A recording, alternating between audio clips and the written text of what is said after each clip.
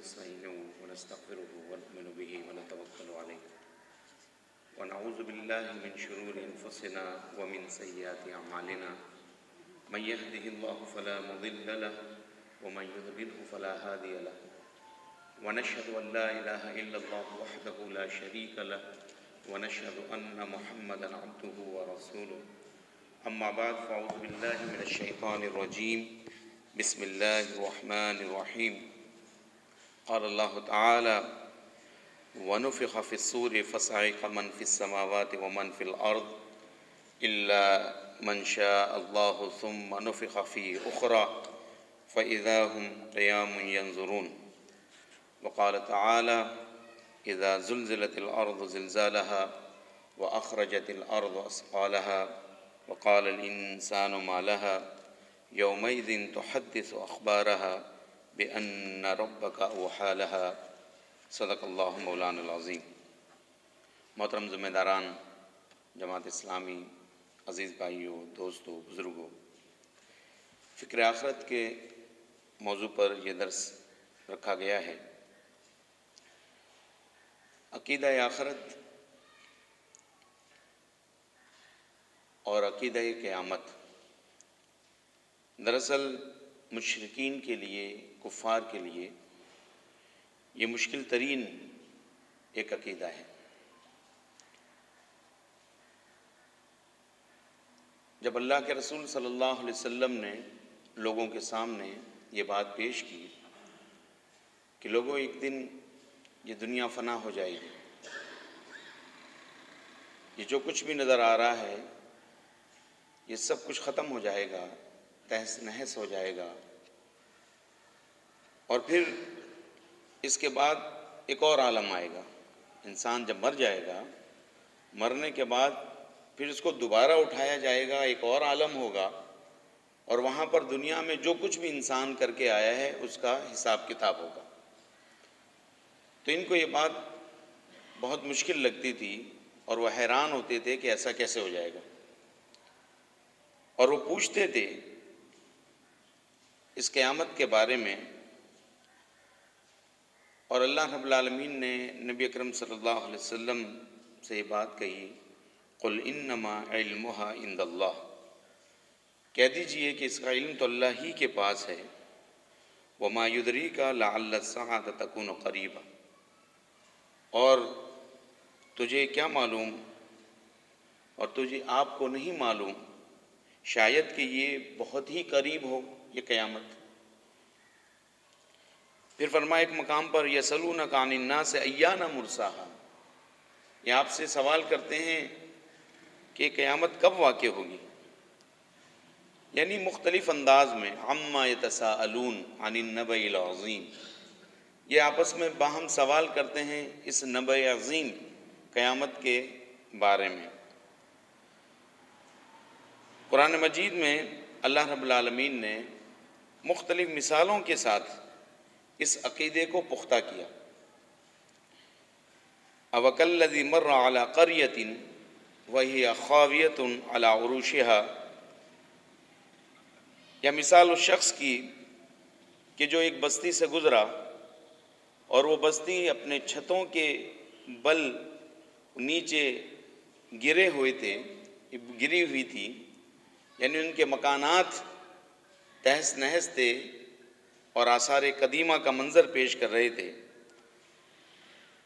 قرآن مجید میں یہ بات بیان کی گئی کہ وہ صاحب جب وہاں سے گزرے تو ان کے ذہن میں یہ سوال پیدا ہوا کہ اللہ رب العالمین اسے کیسے زندہ کرے گا۔ اللہ رب العالمین نے اس کو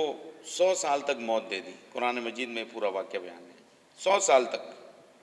اور پھر 100 سال کے بعد اس کو اٹھایا، اور پھر ان سے پوچھا گیا کہ کتنا سوئے ہو، کتنا وقت گزرا ہے، تو اس نے کہا کہ کچھ دن یا دن کا کچھ حصہ۔ اللہ رب العالمین نے فرمایا تم 100 سال تک سوئے رہے ہو۔ اب دیکھو اپنے اس جانور، اس سواری کی طرف بلکہ کھانے کا پہلے تذکرہ کیا کہ اپنے کھانے کو دیکھو، تمہارا کھانا خراب نہیں ہوا۔ تم اپنی سواری اس گدھے کو دیکھو، اس گدھے کو دیکھا تو اللہ رب العالمین کے حکم سے پہلے اس کی ہڈیوں کو جوڑا گیا، اس کے اوپر گوشت کو چڑھایا گیا، اس کو دوبارہ زندہ کر دیا گیا۔ یہ اللہ رب العالمین نے قرآن مجید کے اندر ان لوگوں کے حوالے سے جو کہیں قیامت کے حوالے سے سوچتے تھے تو ایک مثال کے طور پر پیش کیا۔ حضرت ابراہیم علیہ السلام نے بھی سوال کیا تھا اللہ رب العالمین سے، اذ قال ابراہیم ربی ارنی کیف تحیی الموتى، میں دیکھنا چاہتا ہوں کہ آپ مردے کو زندہ کیسے کریں گے۔ اللہ رب العالمین نے کہا کیا تمہیں یقین نہیں ہے؟ کہا یقین تو ہے، مزید دل کی پختگی کے لیے اللہ رب العالمین نے فرمایا جو پرندے پکڑو، اس کے ٹکڑے کر دو اور مختلف جگہوں پر پہاڑوں کی چوٹیوں پر اس کو رکھ دو اور اس کو اپنے پاس بلاؤ تو یہ سارے اڑتے ہوئے تمہارے پاس آ جائیں گے۔ تو اللہ رب العالمین نے عقیدہ آخرت اور قیامت کے بعد دوبارہ زندہ ہونے کی نشانیاں بیان فرمائی، اور اللہ کے رسول صلی اللہ علیہ وسلم نے چند ایسی مثالیں بھی بیان کی اور اشارات اور نشانیاں فرمایا۔ ایک شخص رسول اللہ صلی اللہ علیہ وسلم کے پاس آیا کہ مجھے کچھ نشانیاں تو بتا دیں۔ آپ صلی اللہ علیہ وسلم سے پہلے تو یہ سوال کیا کہ کب آئے گی قیامت؟ نبی صلی اللہ علیہ وسلم نے فرمایا اس کا علم تو اللہ ہی کے پاس ہے، فرمایا اس کی کچھ نشانیاں بتا دیں۔ تو نبی صلی اللہ علیہ وسلم نے کچھ نشانیاں بتائی، ان تلد الامۃ ربتہا، کہ لونڈی اپنی مالکن کو جنے گی، اور یہ بھی وقت آئے گا وَأَن تَرَ الْحُفَاةَ الْعُرَاةَ رِعَاءَ الشَّاءِ يَتَطَاوَلُونَ فِي الْبُنْيَانِ، کہ وہ لوگ جن کے پیروں میں چپل نہیں ہوں گے، وقت آئے گا کہ وہ بڑی بڑی بلڈنگیں اور عمارتیں بنائیں گے اور ایک دوسرے پر فخر کریں گے۔ اور اس طرح کی نشانیاں تقریباً 100 کے قریب چھوٹی چھوٹی نبی اکرم صلی اللہ علیہ وسلم نے بیان فرمائی۔ دراصل بات یہ ہے کہ جس رب نے انسان کو پہلی مرتبہ پیدا کیا ہے وہی رب اس بات پر قادر ہے کہ اس انسان کو دوبارہ بھی پیدا کر دے۔ جس نے آسمان اور زمین اور یہ ساری مخلوق کو پیدا کیا ہے، جو پہلی مرتبہ پیدا کی جس نے کیا ہے، وہ تو اور آسان ہے کہ دوبارہ اس کو تخلیق کرنا۔ أَلَمْ نَجْعَلِ الْأَرْضَ مِهَادًا وَالْجِبَالَ أَوْتَادًا وَخَلَقْنَاكُمْ أَزْوَاجًا، کیا ہم نے زمین کو بچھونا نہیں بنایا، پہاڑوں کو ہم نے میخوں کے طور پر نہیں بنایا اور مختلف جوڑوں میں تم کو پیدا کیا۔ یہ اللہ کے وجود کا انکار جو ہے وہ آج کا تحفہ نہیں ہے، اور یہ دہریت آج کا تحفہ نہیں ہے۔ یہ 1400 سال پہلے بھی اسی طرح کے سوالات اٹھتے تھے اور اسی طرح کے سوال لوگ کرتے تھے۔ قرآن مجید میں اللہ رب العالمین نے اس کو جو ہے واضح طور پر اور جا بجا اللہ رب العالمین نے ان کے اس فلسفے کو رد کیا اور ان کو مختلف انداز میں جواب دیا۔ جو قرآن مجید کی آیات میں نے آپ کے سامنے پیش کی، اللہ رب العالمین نے اس کے اندر وہی قیامت کا منظر پیش کیا ہے کہ جب ایک سور پھونکا جائے گا، اور جب سور پھونکا جائے گا تو ہر چیز فنا ہو جائے گی، جو کچھ بھی آسمان کے اندر ہے، جو کچھ بھی زمین کے اندر ہے، الا من شاء اللہ، مگر اللہ جسے چاہے، ثم نفخ فیہ اخری، پھر اس کے بعد ایک اور سور پھونکا جائے گا، اور اس کے بعد جب سور دوسری مرتبہ پھونکا جائے گا تو سارے لوگ اٹھ کھڑے ہوں گے، یعنی 2 مرتبہ سور پھونکا جائے گا۔ ایک مرتبہ سور پھونکا جائے گا تو سارے لوگ ختم ہو جائیں گے، سب مر جائیں گے اور جو ہے قیامت برپا ہو جائے گی، اور دوسری مرتبہ جب سور پھونکا جائے گا تو سارے لوگ اٹھ کھڑے ہوں گے۔ یہ 2 مرتبہ کی بات ہے، 2 مرتبہ سور پھونکا جائے گا۔ اللہ رب العالمین نے ایک اور مقام پر قیامت کا تذکرہ اس طرح فرمایا، یا ایھا الناس اتقوا ربکم ان زلزلۃ الساعۃ شیء عظیم، اے لوگو اپنے رب سے ڈرو، بے شک وہ جو زلزلہ ہوگا، وہ جو قیامت ہوگی، وہ تو عظیم چیز ہوگی، اور ایسا زلزلہ ہوگا ایسا خوف کا ماحول ہوگا، یوم ترونہا تذہل کل مرضعۃ عما ارضعت، کہ جو ہے وتضع کل ذات حمل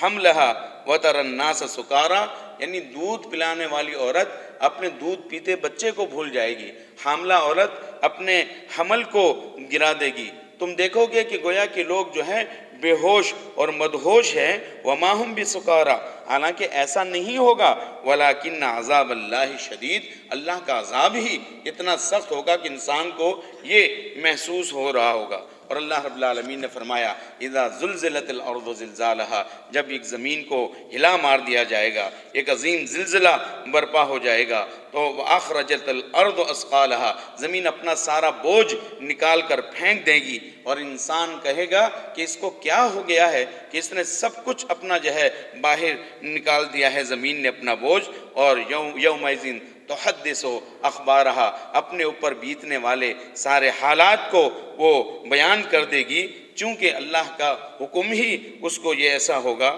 اللہ رب العالمین نے اسی جو ہے قیامت کے اس منظر کو قرآن مجید کے اندر بار بار جو ہے بیان کیا ہے، اور اسی لیے اللہ رب العالمین نے، اللہ کے رسول صلی اللہ علیہ وسلم نے کچھ جو ہے دعائیں بھی سکھائی ہے کہ ان چیزوں سے اور جہنم سے جو ہے پناہ طلب کرتے رہا کرو، یعنی اس سے بے خوف مت ہو جاؤ، یہ پناہ اللہ رب العالمین سے طلب کرتے رہا کرو۔ الذین یقولون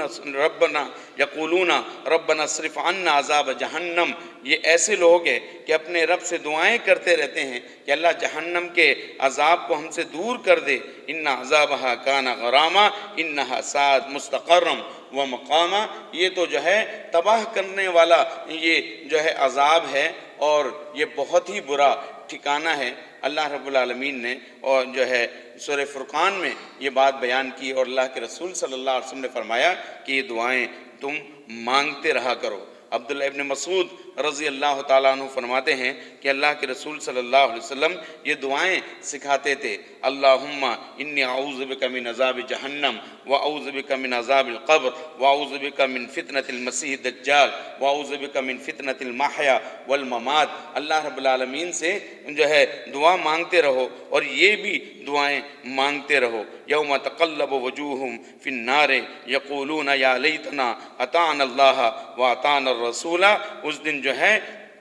جہنم کے اندر جب انڈیل دیا جائے گا لوگوں کو، وہ کہیں گے کاش ہم اللہ اور اس کے رسول صلی اللہ علیہ وسلم کی اطاعت کرتے۔ فَأَنذَرْتُكُمْ نَارًا تَلَظَّىٰ، میں تم کو ڈراتا ہوں دہکتی آگ سے۔ اللہ کے رسول صلی اللہ علیہ وسلم لوگوں کو یہ بات باور کراتے تھے۔ سَيَصْلَىٰ نَارًا ذَاتَ لَهَبٍ، ان قریب ان لوگوں کو ڈال دیا جائے گا بھڑکتی ہوئی آگ کے اندر۔ تو یہ جہنم کا بھی ایک منظر اللہ رب العالمین نے جو ہے قرآن مجید کے اندر بیان کیا، نبی اکرم صلی اللہ علیہ وسلم نے بیان کیا، اور لوگوں کو اس طرف مائل کیا کہ دیکھو لوگو، یہ قیامت آنی ہے، ایک دن انسان کو مر جانا ہے، اس کے بعد جو ہے دوبارہ انسان کو اٹھایا جائے گا، اور جب دوبارہ انسان کو اٹھایا جائے گا تو اس سے اس ساری چیزوں کا حساب کتاب ہوگا، سوال ہوگا کہ جو اس دنیا کے اندر وہ کر کے آیا ہے، اور اس کو ہر چیز کا فَمَن يَعْمَلْ مِثْقَالَ ذَرَّةٍ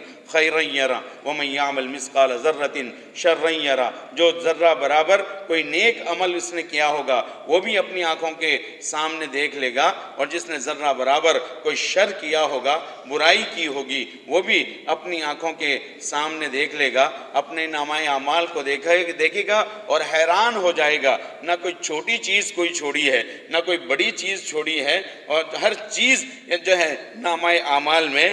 لکھ دی گئی ہے۔ لہذا فکر آخرت اور آخرت کا تصور ہی وہ تصور ہے، اور عقیدہ ہی وہ عقیدہ ہے کہ جس جو ہے جب تک انسان کے ذہن کے اندر نہ ہو تو وہ دنیا کے اندر جو ہے وہ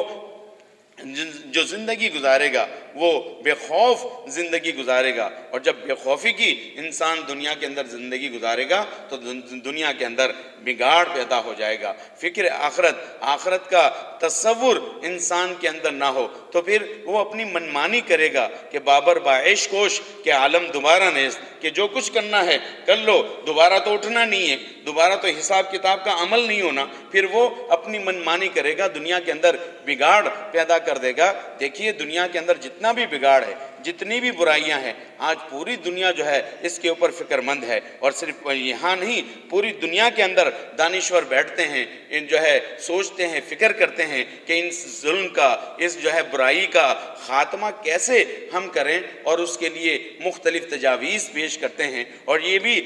جو ہے یہ بیان کرتے ہیں کہ برائی کیوں انسان کرتا ہے، کیوں یہ جو ہے وہ شر پیدا کرتا ہے، ظلم کرتا ہے، تو مختلف وجوہات جو ہے بیان کی جاتی ہے۔ کبھی اس نتیجے پر لوگ پہنچتے ہیں کہ چونکہ جہالت بہت زیادہ ہے اور علم نہیں ہے، تو جہالت کی وجہ سے انسان جو ہے وہ برائی کے اوپر آمادہ ہو جاتا ہے، اور لا علمی کی وجہ سے، وہ جو علم نہ ہونے کی وجہ سے وہ برائی کرتا ہے، وہ زیادتی کرتا ہے، اور کبھی اس نتیجے پر وہ پہنچتے ہیں کہ چونکہ جو ہے معاشی طور پر انسان کمزور ہوتا ہے، تو معاشی طور پر کمزور ہونے کی وجہ سے پھر وہ برائی کی طرف آمادہ ہوتا ہے۔ مختلف وجوہات لوگ بیان کرتے ہیں کہ اس وجہ سے برائی عام ہو جاتی ہے، لیکن ہم تو یہ سوال کرتے ہیں کہ آج پوری دنیا کے اندر جو برائیاں ہیں، اور اس دنیا کے اندر بھی جو علم کے لحاظ سے اپنے آپ کو بہت ہی آگے سمجھتے ہیں، اور اسی طرح جو ہے معاشی طور پر بھی وہ بہت زیادہ وہ آگے ہیں، لیکن وہاں پر بھی اگر ان کو موقع ملے اور وہاں پر بھی جب جائزہ لیں تو کرپشن بھی ہے، برائیاں بھی ہے، زیادتیاں بھی ہے، ظلم بھی ہے، ہر چیز وہاں پر بھی موجود ہے۔ آخر کیا وجہ ہے؟ اصل جو ممکن ہے، یہ وجوہات بھی اس کے اندر ممکن ہے کہ برائیوں کے فروغ میں یہ وجوہات بھی ممکن ہے کہ یہ بھی ہوتا ہے کہ جہالت کی وجہ سے بھی ہوتا ہے، معاشی کمزوری بھی انسان کو لاحق ہوتی، اس وجہ سے بھی برائی پر آمادہ ہوتا ہے، لیکن سب کچھ وہی نہیں ہے۔ اصل بات یہ ہے کہ اس معاشرے کو برائی سے اگر پاک کرنا ہے تو ان ساری چیزوں کے ساتھ فکر آخرت جب تک انسان کے دل و دماغ کے اندر موجزن نہیں کیا جائے گا، اس وقت تک انسان جو ہے وہ برائی سے باز نہیں آ سکتا، اور وہ لازماً برائی کی طرف آمادہ ہو جائے گا جب بھی اس کو کبھی موقع ملے گا۔ فکر آخرت، اللہ کا خوف، کوئی بھی کام کرنے کے سے پہلے وہ یہ بات سوچے گا، کوئی برائی کرنے سے پہلے، کوئی گناہ کرنے سے پہلے وہ یہ بات ضرور سوچے گا کہ مجھے کام کرنا چاہیے یا نہیں کرنا چاہیے، میرے رب نے مجھے منع کیا ہے، مجھے اس کا حساب دینا ہے۔ دیکھیے تاریخ اسلام کے اندر بہت ساری مثالیں موجود ہے فکر آخرت کے حوالے سے۔ ماں نے بیٹی سے کہا کہ بیٹی جو ہے دودھ کے اندر جو ہے پانی ڈال دو، رات کا اندھیرا تھا، رات کے اندھیرے میں ماں نے بیٹی سے کہا، یہ تاریخ اسلام کے اندر ایک واقعہ موجود ہے کہ دودھ میں پانی ڈال دو اور اس کے اندر ملاوٹ کر دو۔ بیٹی نے کہا کہ امیر المومنین نے یہ حکم دیا ہے کہ یہ پانی میں ملاوٹ ایک گناہ ہے اور جرم ہے، آپ اس سے نہیں کر سکتے۔ ماں نے کہا کہ ابھی کون دیکھ رہا ہے، رات کے اس اندھیرے کے اندر ہم تو اپنے گھر چار دیواری کے اندر موجود ہے، یہ جرم اور یہ جو ہے گناہ کون دیکھتا ہے؟ بیٹی نے کہا کہ یہ کوئی نہیں دیکھ رہا، لیکن اللہ رب العالمین تو دیکھ ہی رہے ہیں، اللہ رب العالمین دیکھتا ہے کہ تم رات کے اندھیرے کے اندر کیا کر رہے ہو۔ اور یہ وہ تصور ہوتا ہے کہ انسان کو برائی سے منع کرتا ہے، برائی سے محفوظ کرتا ہے کہ رات کے اندھیرے میں بھی وہ کوئی ایسا غلط کام نہیں کر پاتا جبکہ کوئی بھی اس کو دیکھنے والا نہ ہو۔ اسی طرح ایک واقعہ مدائن کی فتح کے وقت کا آتا ہے تاریخ اسلام کے اندر کہ مدائن جب مدائن جو ہے فتح ہوا، اور تو فتح ہونے کے بعد ایک بدو کو کسریٰ کا جو ہے وہ تاج مل گیا۔ بدو کو جب کسریٰ کا تاج ملا تو اس نے اپنے جو ہے چادر میں چھپایا اور رات کے اندھیرے کے اندر امیر لشکر کے پاس آیا۔ رات کے اندھیرے میں امیر لشکر سے کہا کہ کسریٰ کا تاج ملا ہے اور میرے پاس امانت ہے، میں آپ کو یہ تاج دینے آیا ہوں۔ آپ اندازہ کر سکتے ہیں کہ کسریٰ کا تاج کس قدر قیمتی ہوگا، اس کے اندر ہیرے جواہرات ہوں گے، مسلمانوں کو فتح مل گئی تھی، اور جب اس کو دیا گیا امیر لشکر کو اور واپس جانے لگے وہ صاحب تو کہا اس بدو کو امیر لشکر نے ذرا اپنی پہچان تو کراؤ، تم کون ہو؟ رات کے اندھیرے کے اندر مجھے نہیں پتہ چل رہا، میں امیر المومنین کو کیا بتاؤں گا کہ یہ مجھے کس نے دیا ہے یہ تاج؟ تو کیا کہا اس بدو نے؟ ایک دیہاتی تھا، کہا دراصل بات یہ ہے کہ میں نے جس ذات کے لیے یہ کام کیا ہے وہ تو مجھے پہچانتا ہے، وہ تو مجھے دیکھ رہا ہے، لہذا مجھے کسی اور کو پہچان کرانے کی ضرورت نہیں ہے۔ یہ فکر آخرت جب دل و دماغ کے اندر موجزن ہو تو پھر اس طرح کے جو ہے وہ واقعات رونما ہوتے ہیں۔ اور ایک عورت کا جو واقعہ حدیث کے اندر آتا ہے غامدیہ، جس کا نام تھا، نبی اکرم صلی اللہ علیہ وسلم کی خدمت میں حاضر ہوئی اور کہا اللہ کے رسول صلی اللہ علیہ وسلم میں نے گناہ کر لیا ہے، مجھ سے کبیرہ گناہ ہوا ہے، مجھے پاک کر دیجئے، مجھ سے زنا سرزد ہو گیا ہے، مجھے پاک کر دیجئے۔ حدیث کے اندر آتا ہے کہ آپ صلی اللہ علیہ وسلم جو ہے آپ نے منہ موڑ لیا کہ شاید وہ چلی جائے، پھر دوسری طرف آ گئی، کہا اللہ کے رسول صلی اللہ علیہ وسلم میں نے گناہ کیا ہے، مجھے پاک کیجئے۔ نبی صلی اللہ علیہ وسلم نے پھر منہ موڑ لیا، لیکن 3-4 مرتبہ جب اس نے خود تصدیق کی کہ میں نے گناہ کیا ہے، مجھے پاک کیجئے، یہ کیا جذبہ تھا؟ اصل میں جو ہے گناہ کرنے کے بعد بھی اس کے دل کے اندر آخرت کا جو خوف تھا کہ مجھے کہیں نہ کہیں تو جواب دینا ہے، اللہ کے حضور مجھے جواب دینا ہے، وہ حاضر ہوئی۔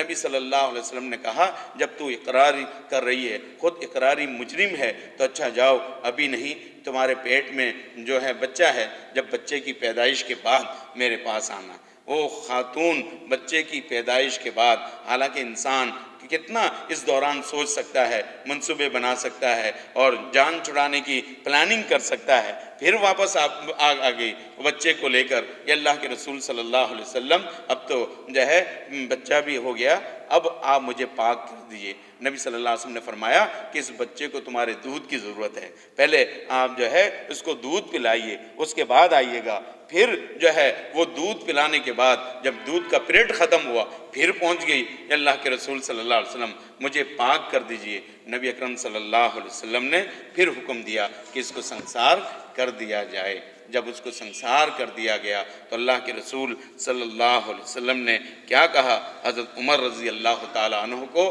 کہ اگر اس خاتون نے جس طرح کی توبہ کی ہے، اس کا 10واں حصہ مدینے کی پوری آبادی پر تقسیم کر دیا جائے تو سب کی مغفرت ہو جائے گی۔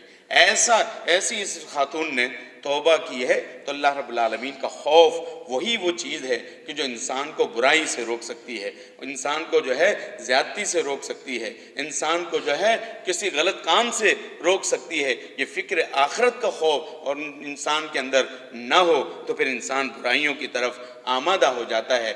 جو ہے جہنم کا تذکرہ قرآن مجید میں ہوا کہ تم برائیوں کے نتیجے کے اندر تمہیں جہنم میں ڈال دیا جائے گا، قیامت کا تذکرہ ہوا، لیکن ساتھ ساتھ اللہ رب العالمین کی سنت ہے کہ جہاں پر فکر آخرت اور جہنم کا اللہ رب العالمین لوگوں کو تذکرہ کرتے ہیں اور لوگوں کو ڈراتے ہیں، وہی جنت کی خوشخبریاں بھی دیتا ہے کہ اگر تم جو ہے فکر آخرت کے نتیجے کے اندر اپنی زندگی کو سنوار لوگے، اگر تم ٹھیک ڈگر کے اوپر چلو گے تو پھر تمہارے لیے بلائی بلائی ہے، دنیا بھی تمہارے لیے جنت بن جائے گی، آخرت بھی تمہارے لیے جنت ہے۔ اور پھر وہ جنت کی جو ہے اللہ رب العالمین نے صفات بیان کی، اس کے اوصاف بیان کیے، دیکھو ایسی ایسی جنت ہم تمہیں دیں گے، وَبَشِّرِ الَّذِينَ آمَنُوا وَعَامِلُوا الصَّالِحَاتِ، خوشخبریاں ان لوگوں کے لیے جو ایمان لائے، جنہوں نے نیک اعمال کیے۔ کیا خوشخبری ہے؟ أَنَّ لَهُمْ جَنَّاتٍ تجری من تحت الانہار، کہ ان کے لیے جنت ہے کہ جس کے نیچے نہریں بہتی ہے، کلما رزقوا منہا من ثمرۃ، جب بھی ان کو کھانے کے لیے پھل دیا جائے گا، رزقاً قالوا ھذا الذی رزقنا من قبل، یہ تو ویسی ہی ہے جیسے دنیا کے اندر ہمیں ملا تھا، وَأُوتُوا بِهِ مُتَشَابِهًا، اسی کی شکل کے اللہ رب العالمین پھل عطا کریں گے، لیکن اس کا ذائقہ مختلف ہوگا۔ احادیث کے اندر آتا ہے تاکہ انسان مانوس ہو اس پھل سے جو دنیا کے اندر دیکھ کر آیا ہے، اس کا ذائقہ جو ہے مختلف ہوگا. ازواج مطہرۃ، اس میں پاکیزہ بیویاں ہوں گی. وہم فیہا خالدون، اس کے اندر ہمیشہ ہمیشہ رہیں گے. وسیق الذین اتقوا ربہم الی الجنۃ زمرا، اور جنت کے لیے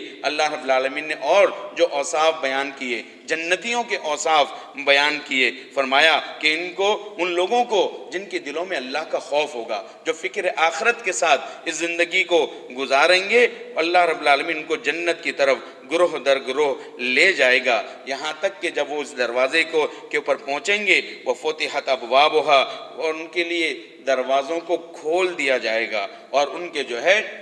جو دروازوں کے پر متعین داروغہ ہوں گے وہ کہیں گے سلام علیکم طبتم، السلام علیکم، تمہارے لیے خوشخبری ہو، فادخلوها خالدین، اس کے اندر ہمیشہ ہمیشہ داخل ہو جاؤ. وقالوا الحمد للہ الذی صدقنا وعدہ، پھر وہ جنتی کہیں گے تمام تعریفیں اس رب کے لیے ہے کہ جس نے اپنے وعدے کو سچ کر دکھایا. وَأَوْرَثَنَا الْأَرْضَ، اور ہمیں وارث بنایا اس زمین کا. نَتَبَوَّأُ مِنَ الْجَنَّةِ حَيْثُ نَشَاءُ فَنِعْمَ أَجْرُ الْعَامِلِينَ، کہ ہم جہاں چاہیں اس کے اندر ٹھکانہ بنا لیں، کیا ہی خوب اجر ہے عمل کرنے والوں کے لیے. یہاں پر بھی یہ بات دیکھیں کہ ایمان کے بعد عمل شرط ہے. یہ جنت کی خوشخبری جن لوگوں کے لیے دی گئی ہے، وہاں بار بار عمل کا تذکرہ کیا گیا ہے کہ انسان ایمان لانے کے بعد پھر اعمال صالحہ بھی کرے، ایمان کے تقاضوں کو پورا کرے. جب ایمان کے تقاضوں کو پورا کرے گا تو اللہ رب العالمین یہ جنت عطا کریں گے. اور کیسی جنت ہے؟ اللہ رب العالمین نے فرمایا ان المتقین فی جنات وعیون، کہ جو متقین کے لیے تو جنت باغات ہے، وعیون چشمے ہیں، ادخلوها بسلام آمینین، اور ان سے کہا جائے گا کہ امن کے ساتھ اور سلامتی کے ساتھ اس جنت کے اندر داخل ہو جاؤ. اور ایک اور بات جو اللہ رب العالمین نے یہاں پر دیکھیں کتنی خوبصورت بات ہے، وَنَزَعْنَا مَا فِي صُدُورِهِمْ مِنْ غِلٍّ إِخْوَانًا عَلَى سُرُرٍ مُتَقَابِلِينَ، پھر اللہ رب العالمین ان کے دلوں سے، ان جنتیوں کے سینوں سے نکال دے گا وہ کھوٹ جو اپنے بھائی کے لیے دنیا میں رکھتا تھا. اپنے بھائی کے لیے دنیا میں جو کھوٹ رکھتا تھا، انسان دراصل جو ہے وہ کہیں مجبور بھی ہوتا ہے. انسان چاہنے کے باوجود دنیا کے اندر اپنا دل نہیں صاف کر پاتا، لیکن قیامت کے دن اللہ رب العالمین چونکہ اس نے زندگی اچھی گزاری ہے لیکن ایک فطری جو کمزوری تھی وہ اس کے اندر رہ گئی، وہ اپنے بھائی کے لیے دل صاف نہیں کر سکا. تو اللہ رب العالمین نے فرمایا جب جنت میں لے جائیں گے نا تو اس کے بھائی کے لیے اس کا دل بھی صاف کر دیں گے ہم. وَنَزَعْنَا، ہم نکال دیں گے ان کے سینوں سے وہ سارا کھوٹ جو ان کے بھائیوں کے لیے، یعنی مسلمان بھائیوں کے لیے جو دل کے اندر جو کھوٹ موجود تھا وہ بھی ہم نکال دیں گے. اور کیا فرمایا کہ وہ آپس میں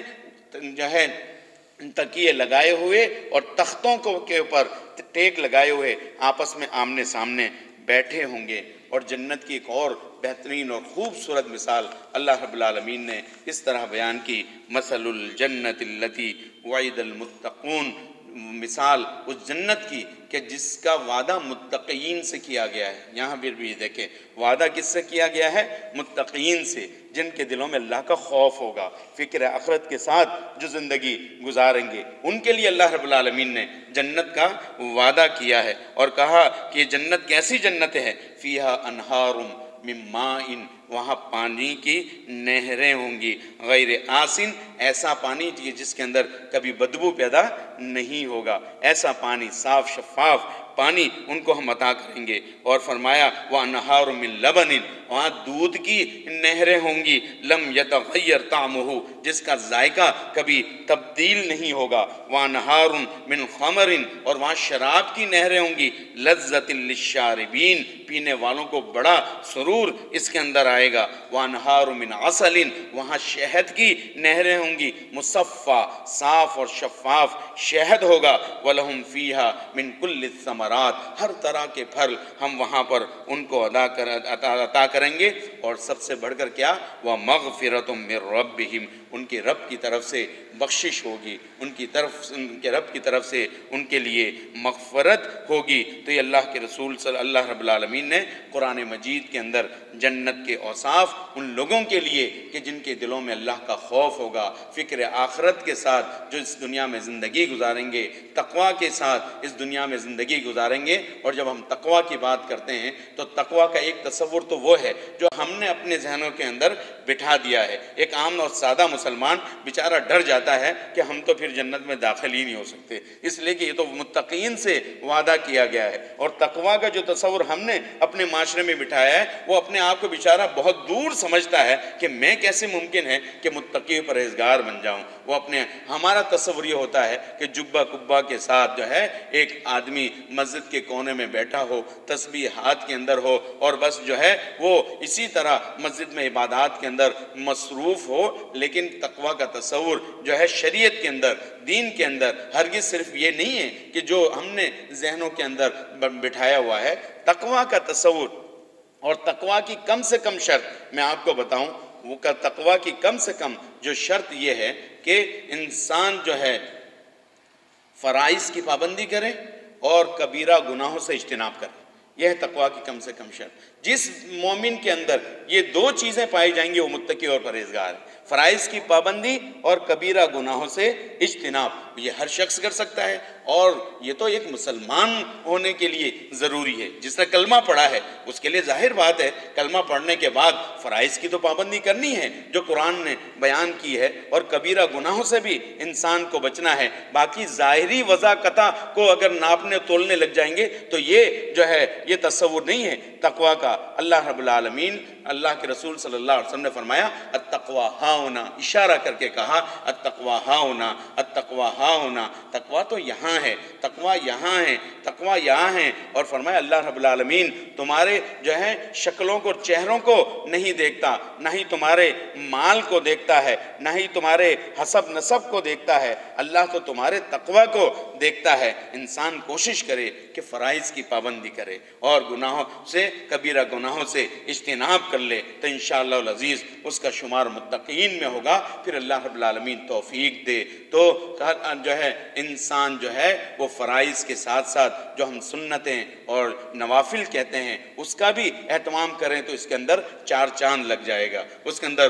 جو ہے مزید خوبصورتی آ جائے گی۔ اور کبیرہ گناہوں کے ساتھ صغیرہ گناہوں سے بھی انسان اجتناب کرے، اس لیے کہ انسان پھر صغیرہ گناہ کو صغیرہ سمجھ کر اگر کرتا رہے گا تو خدا نخواستہ ایک دن وہی کبیرہ گناہ بن جائے گا اور انسان جو تباہی سے دوچار ہو جائے گا۔ لہذا یہ بات بھی ضروری ہے۔ اللہ کے رسول صلی اللہ علیہ وسلم نے جو ہے احادیث مبارکہ کے اندر جو ہے جنت کی جو خوبیاں بیان کی ہے، جنت کی صفات اللہ کے رسول صلی اللہ علیہ وسلم نے بیان کی ہے، اس کو بھی میں دو تین جو ہے احادیث بیان کرتا ہوں کہ آپ صلی اللہ علیہ وسلم نے جنت کی جو اوصاف بیان کیے ہیں۔ اللہ کے رسول صلی اللہ علیہ وسلم نے فرمایا جب جنت والے جنت میں چلے جائیں گے اور جہنم والے جہنم میں چلے جائیں گے تو اللہ رب العالمین کی طرف سے اعلان ہوگا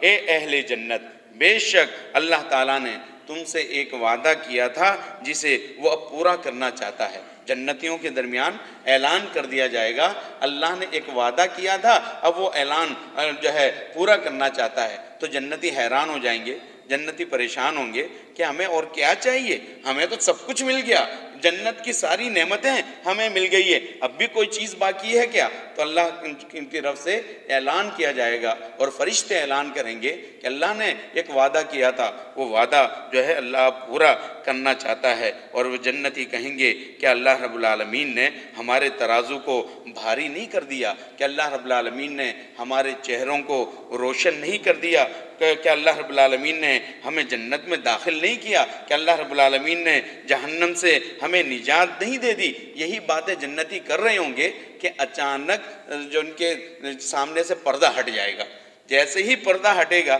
تو اللہ رب العالمین کا دیدار کر رہے ہوں گے، اللہ رب العالمین ان کے سامنے ہوں گے اور اللہ رب العالمین کا دیدار کر رہے ہوں گے۔ حدیث کے اندر آتا ہے جب وہ اللہ رب العالمین کا دیدار کریں گے تو کہیں گے اللہ کی قسم ایسی چیز تو نہ پہلے ہمیں کبھی ملی، نہ آئندہ اس کا تصور کیا جا سکتا ہے۔ ایسی نعمت نہ پہلے ہمیں کبھی ملی، نہ آئندہ کبھی تصور کیا جا سکتا ہے۔ جنت کی ساری نعمتیں مل گئی اور ان کے ذہن میں یہ تھا کہ اب تو کوئی چیز باقی ہی نہیں ہے، اور جب اللہ کا دیدار ہوگا تو کہیں گے کہ یہ اللہ رب العالمین نے ایسی نعمت نہ پہلے دی نہ بعد میں ایسا کوئی تصور ہو سکتا ہے۔ تو یہ جنتیوں کو اللہ رب العالمین جو ہے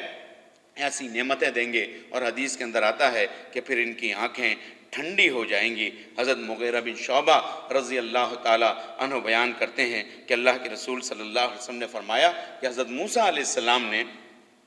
اللہ رب العالمین سے پوچھا کہ اے اللہ، جو سب سے ادنا جنتی ہوگا تو اس کو تو کتنی بڑی جنت دے گا؟ جو سب سے ادنا جنتی ہوگا اس کو تو کتنی بڑی جنت دے گا؟ تو اللہ رب العالمین نے فرمایا کہ جب جنت والے جنت میں چلے جائیں گے، جہنم والے جہنم کے اندر چلے جائیں گے، تو وہ جنتی جو ادنا جنتی ہے اس سے کہا جائے گا کہ جاؤ تم بھی جنت کے اندر داخل ہو جاؤ۔ وہ کہے گا کہ اللہ، جنت میں تو جگہ ہی نہیں ہے، جنت تو ہاؤس فل ہے، وہاں تو جگہ ہی نہیں ہے، میں کیسے جنت میں داخل ہو جاؤں؟ تو اللہ رب العالمین کہیں گے اچھا بتاؤ تمہیں کتنی بڑی جنت چاہیے؟ کتنی بڑی جنت چاہیے؟ کیا دنیا کے اندر کسی بادشاہ کو جو ہم بادشاہت اور اس کو جو جتنی جگہ دیتے ہیں اتنی بڑی جنت چاہیے؟ وہ خوش ہوگا، کہا اے اللہ میں راضی ہوں، اگر مجھے اتنی جنت مل جائے جو ایک بادشاہ کو ملتی ہے دنیا کے اندر۔ تو اللہ رب العالمین فرمائیں گے اچھا جاؤ، ہم نے اس طرح کی ایک جنت تمہیں دے دی، اور اس طرح کی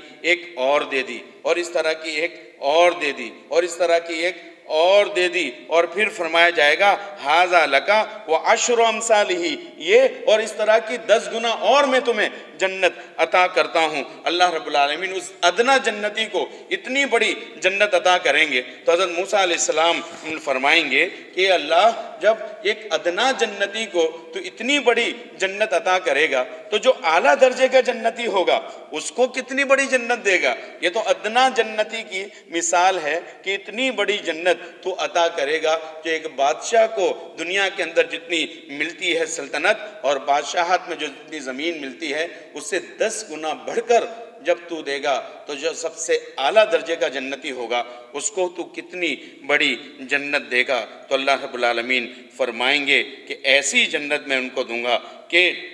نہ کسی آنکھ نے دیکھا،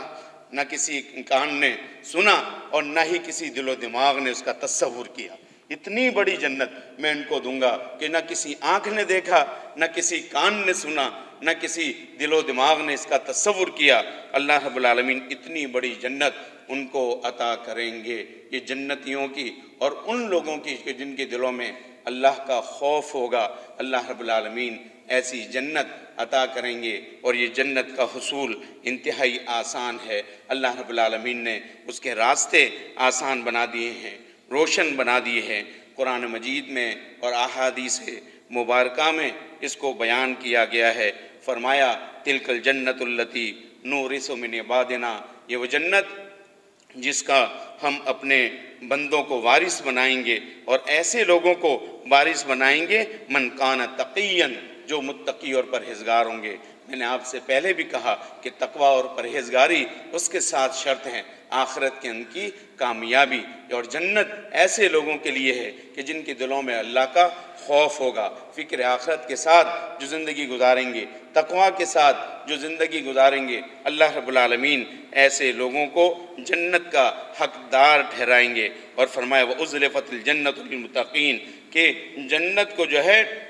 متقین کے لیے قریب کر دی جائے گی۔ یہ کوئی دور نہیں ہے بلکہ بہت ہی قریب ہے، اور ان سے کہا جائے گا یہ ہے وہ چیز جس کا تم سے وعدہ کیا گیا تھا۔ اور اللہ رب العالمین نے دوسرے مقام پر فرمایا وَأَمَّا مَنْ خَافَ مَقَامَ رَبِّهِ وَنَهَى النَّفْسَ عَنِ الْهَوَىٰ، پر جس نے جو ہے اللہ کا خوف اپنے دل میں بٹھایا، اللہ رب العالمین کے مقام سے جو ڈرتا رہا، وَنَهَى النَّفْسَ عَنِ الْهَوَىٰ، خواہشات نفسانی سے اپنے آپ کو جس نے روکا، فَإِنَّ الْجَنَّةَ هِيَ الْمَأْوَىٰ، ایسے لوگوں کا ٹھکانہ جنت ہے۔ جنت کس کا ٹھکانہ ہے؟ اللہ رب العالمین نے آسانی کے ساتھ ان دو چیزوں میں جو ہے بیان کر دیا گیا کہ اپنے رب کے مقام سے ڈرتا رہے، آخرت کا خوف اس کے دلوں کے اندر جاگزی رہے۔ وَنَهَا النَّفْسَ عَنِ الْهَوَىٰ، انسان کا نفس تو جو ہے وہ خواہشات کی طرف اور جو ہے چکا چون کی طرف مائل ہوتا ہے۔ اور یاد رکھیے یہ جو آخرت کا تصور جو بار بار بیان کیا جاتا ہے اور انسان جو ہے پھر وقتی طور پر آخرت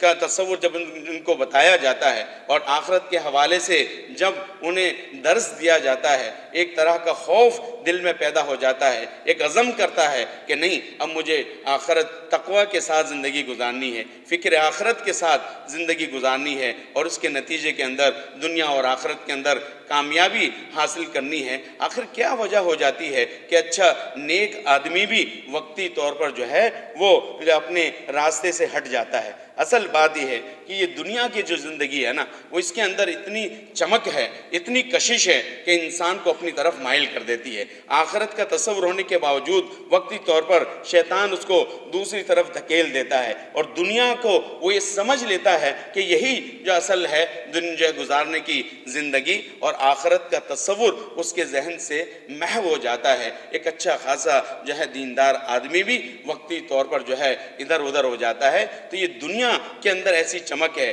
اس کی کشش ایسی ہے، اس کی چکا چون ایسی ہے کہ انسان اس کی طرف آمادہ ہو جاتا ہے اور جو ہے وقتی طور پر جو ہے غلط فہمی کا شکار ہو جاتا ہے۔ تو آخرت کے تصور کو پختہ کرنے کے لیے ایک یہ بات بھی انسان کو ذہن میں رکھنی چاہیے کہ دنیا کی زندگی کا جو حقیقت ہے نا، اس کا جو تصور ہے وہ بھی ذہن کے اندر رہے کہ دنیا کی زندگی عارضی زندگی ہے، یہ دنیا ختم ہو جائے گی اور یہ دنیا آخرت کے مقابلے میں اس کی کوئی بھی حیثیت نہیں ہے۔ آخرت کے مقابلے میں نبی اکرم صلی اللہ علیہ وسلم نے ایک جب جو ہے نہر کے پاس سے گزرے یا دریا کے پاس سے گزرے تو وہاں پر اپنی انگلی کو اس پانی کے اندر ڈبویا اور پانی میں ڈبونے کے بعد لوگوں سے پوچھا، لوگوں دیکھو اس کے اندر کتنا پانی آیا ہے، اس انگلی کے ساتھ کتنا پانی ہے، اور اس کا موازنہ کیا اللہ کے رسول صلی اللہ علیہ وسلم نے دریا کے پانی سے۔ دریا تو بہت زیادہ ہے، کہا کہ بس یہی جو ہے آپ صلی اللہ علیہ وسلم نے آخرت اور دنیا کا موازنہ کیا کہ آخرت کے مقابلے میں یہ دنیا اتنی ہی ہے جتنا اس انگلی کے اندر پانی آیا ہے۔ آخرت کے مقابلے میں یہ دنیا اتنی ہی ہے جتنی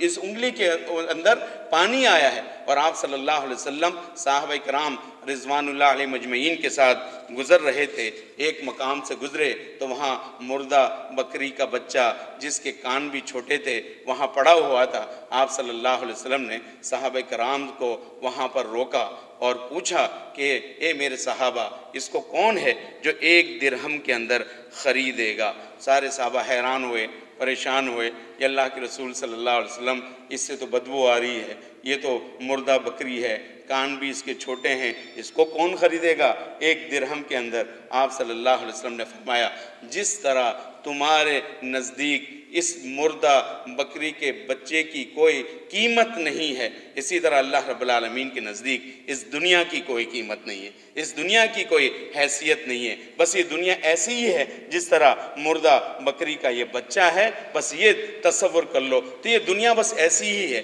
جب انسان اس بات کو بھی اپنے ذہن کے اندر رکھے نا کہ دنیا کی حقیقت کیا ہے تو پھر وہ آخرت کی طرف مائل ہو جائے گا، پھر وہ جو ہے متقی و پرہیزگار اور تقوی اختیار کرے گا اور آخرت کی جو ہے وہ تیاری شروع کر دے گا۔ اور انسان ہے کبھی کبھی جو ہے وہ بہکاوے میں آ جاتا ہے، انسان جو ہے جو صحیح راستے پر چلتے چلتے کبھی ٹھوکر کھا جاتا ہے، اور یہ انسان کی فطرت ہے، انسان کی فطرت ہے کہ انسان جو ہے وہ غلطیوں کا پتلا ہے۔ اس لیے اللہ رب العالمین نے قرآن مجید فرقان حمید کے اندر جو ہے بار بار اپنے بندوں کو اس طرف مائل کیا ہے۔ قل یا عبادی الذین اسرفوا علی انفسہم لا تقنطوا من رحمت اللہ، اے او میرے بندو جو جنہوں نے اپنے نفس کے اوپر جو کیا کر دیا، زیادتی کر بیٹھے ہوئے، وہ ان کو کہا گیا ہے کہ لا تقنطوا من رحمت اللہ، اللہ کی رحمت سے مایوس مت ہو جاؤ. اگر کوئی غلطیاں کر بیٹھے ہو، اگر کوئی برائی کر بیٹھے ہو، اگر کوئی گناہ کر بیٹھے ہو تو مایوس مت ہو جاؤ. اللہ رب العالمین تو معاف کرنے والا ہے. ان اللہ یغفر الذنوب جميعا، اللہ سب کے سب گناہوں کو معاف کر دے گا. انہ هو الغفور الرحیم، اللہ تو بخشنے والا ہے اور رحم کرنے والا ہے. اور نبی اکرم صلی اللہ علیہ وسلم نے یہ بات بھی ارشاد فرمائی کہ ابن آدم سب کے سب گنہگار ہے اور جو ہے خطا کار ہے. اور بہترین خطا کار کون ہے؟ التوابون، جو توبہ کر لیتے ہیں، اپنے گناہوں پر نادم ہو جاتے ہیں. اور مومنین کی صفات جو قرآن مجید کے اندر بیان کی گئی ہے وہ یہی بیان کی گئی ہے. یہ ایسے لوگ ہیں کہ جب اپنے نفسوں کے اوپر ظلم کر بیٹھتے ہیں، زیادتی کر بیٹھتے ہیں، تو ان کا پھر اس کے بعد کیا رویہ ہوتا ہے؟ فوراً اللہ رب العالمین سے وہ جو ہے اپنی معافی مانگنے لگتے ہیں اور اللہ رب العالمین کے حضور گر گڑاتے ہیں. اور اللہ رب العالمین فرماتا ہے وَمَن يَغْفِرُ الذُّنُوبَ إِلَّا اللَّهُ، اللہ سے بڑھ کر کون ہے گناہوں کو معاف کرنے والا. وَلَمْ يُصِرُّوا عَلَى مَا فَعَلُوا وَهُمْ يَعْلَمُونَ، اور پھر جان بوجھ کر دوبارہ گناہ نہیں کرتے. اللہ رب العالمین سارے گناہوں کو معاف کر دے گا اگر احساس ہو جائے. اگر احساس ہو جائے تو احساس ہونے کے بعد انسان کو سب سے پہلے دیکھیں، یہ نہیں بیان کیا گیا کہ متقی وہ ہے کہ جس سے گناہ ہی نہیں ہوتا، یہ نہیں کہا گیا، بلکہ فرمایا تقویٰ کی جو ہے خوبی، متقین کی خوبیوں میں سے خوبی بتائی. الذین اذا فعلوا فاحشۃ، یہ ایسے لوگ ہیں جب ان سے کوئی فحش کام سرزد ہو جائے، او ظلموا انفسہم، اپنے نفسوں کے اوپر ظلم کر بیٹھے، ذکر اللہ، فوراً اللہ کو یاد کرتے ہیں، فوراً اللہ کو یاد کرتے ہیں اور اللہ سے اپنے گناہوں کی معافی مانگتے ہیں. یہ نہیں کہا کہ متقین وہ ہے جو کبھی گناہ ہی نہیں کرتے. انسان ہے، غلطیاں تو کرے گا، انسان ہے، گناہ بھی سرزد ہو جائیں گے، لیکن اصل بات یہ ہے کہ گناہ سے کرنے کے بعد اگر گناہ سرزد ہو جائے فوراً اپنے رب سے تعلق جوڑنا چاہیے، معافی مانگنی چاہیے. وَلَمْ يُصِرُّوا عَلَى مَا فَعَلُوا وَهُمْ يَعْلَمُونَ، لیکن پھر جان بوجھ کر دوبارہ گناہ نہ کرے. توبہ استغفار بھی کر لے، معافی بھی مانگ لے، لیکن جان بوجھ کر دوبارہ گناہ نہ کرے. بس آخری بات کہہ کر اپنی بات ختم کرتا ہوں. ہمارے اگلے مقرر جو ہے حضرت مولانا شیخ الحدیث عطاء الرحمن صاحب تشریف لا چکے ہیں. حضرات،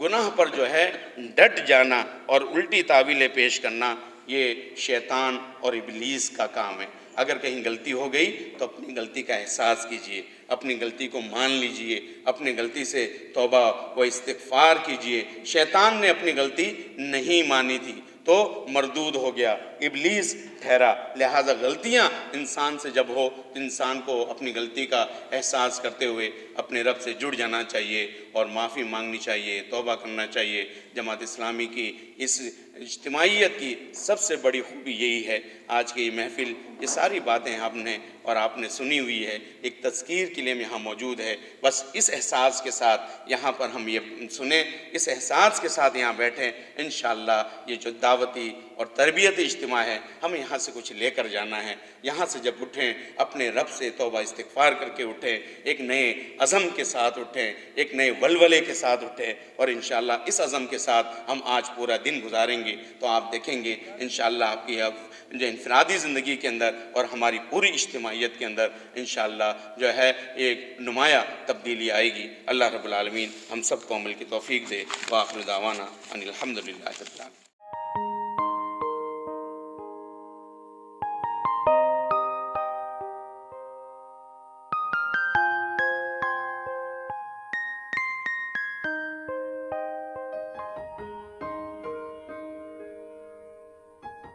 Thank you for watching. You can follow us on given links and subscribe our channel for more information. The Redolent. We are your promotional bridge.